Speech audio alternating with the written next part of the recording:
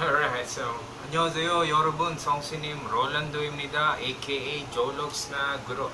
So I just here to discuss yung ating pattern, flow at format ng exam. You know, it's been 1 year and 4 months since I started declaring that I have personally discovered yung pattern at format ng exam na as far as I know, no other people is trying to say na may ganito. Okay, but it is true. Okay, there is a pattern and flow and format ng exam. But you have to acquire several things, like you have to have your previous exam. Okay, so as I shared to you, I have I think 4 copies ng iba-ibang copies ng previous exam ng 2016.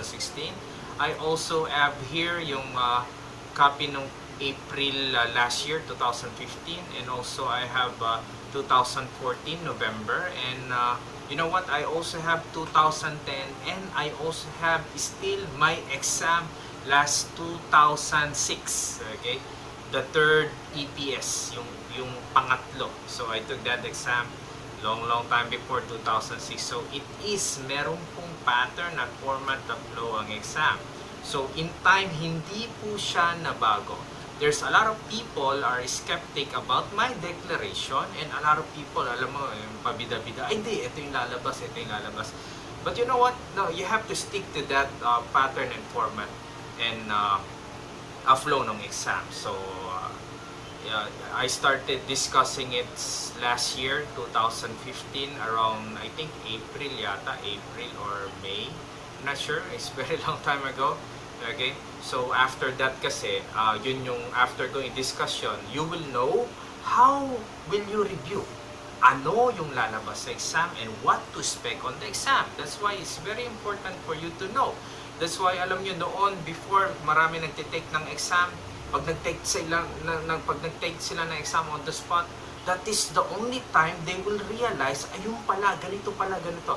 What will happen? Monstrous of fails. Okay, you know, April 2015, 34,000 or 32,000 who took the exam, and the one who failed, the only people who passed is 2,100. Okay, ganun kadami yung bumaksak, 29,000 ang bumaksak. Okay, if I'm going to remember, alam niyo yung practice exam ko, there are more than 1,000 people who took it. Kaya naman naging familiar sila sa examination mismo.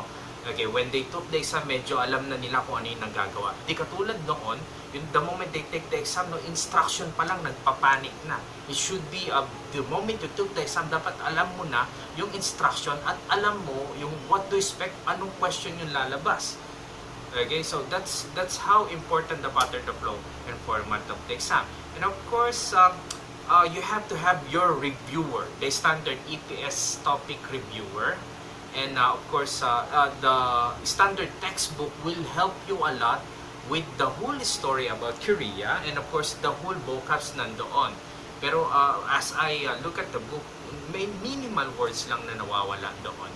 Okay, so the textbook has all of the vocabs, and the pattern and the flow and the format, no, yung kasi vocabs lang yun eh. Pero yung sa exam proper, yung how do they use the vocabs into a sentence or in the question manner in your EPS topic exam ay nakasulat sa reviewer. But we're having a great confusion right now with my friends, no, who's studying, who's in this field. The EPS topic, or the, how do you call this, the EPS website removed the reviewer. So just to tell you class, if you have the copy of 2010, as far as I know, 70% of the content on 2000 exam was extracted from the reviewer. Okay, and then there's few questions din na nakikita sa mga previous exam na in-extract nila sa reviewer. Okay, so sir, paano yung textbook namin may reviewer? It's not reviewer class, it's textbook. Okay, the only person who will understand is the one who speaks Korean. Okay, so it's not a reviewer class, but it's a reliable book. Okay, to extract more vocabs po. Okay, again, when you study, example nursing, okay, in nursing, you will study, right? You have textbook. And reviewer is different from textbook. Kapag tayo mag-exam ka na, meron kang actual reviewer. That's big difference, class. Okay? That's big difference. So, ayun po yung sinasabi ko. So, sabi ko nga dun sa post ko, if you saw armas, okay, paano lalaban ka sa gera? Don't take this as a simple exam. Okay, if you take this as a simple exam, you're not something like serious with it. Pero, sir, medyo masamba ba sa exam? Yes, meron po. Okay, you know, some of my students, I do not expect na mapapasa nila exam because of my evaluation, alright? But still, as far as, if I'm going to calculate that, 5% who took the exam, all my students, on my networks, on the people I know, on the people or the students I met, alright, 5%, you alam mo, they're really trying to say, sir, I'm not really ready, but I was surprised I passed. Okay, may ilan akong nakausap na gano'n. Okay, they're very happy. Sabi na nga natin, ang term natin, ang term ninyo, ang term ng iba, maswerte. Sa akin, of course, napakapalad nila. Okay, so, again, there is a pattern, a flow, and a format ng exam. Ang naiiba ay ang content. Okay, you have to master the 11 instruction of the EPS topic exam para makita mo yung difference ng questions. Where do they get the question? Where, okay, will you train, okay, yourself with this question po? Okay, so again, it is true that there's a pattern and a format of the exam. Okay, mapapansin nyo yan as you took my practice exam.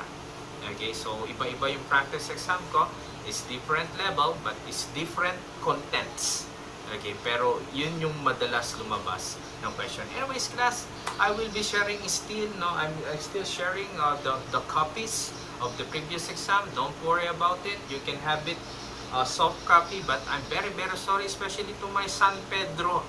Okay, yung last San Pedro student ko, I did not manage to have my visitation review where I discussed the pattern of the format of the exam. But I'm planning to do some video to discuss, okay, to discuss it.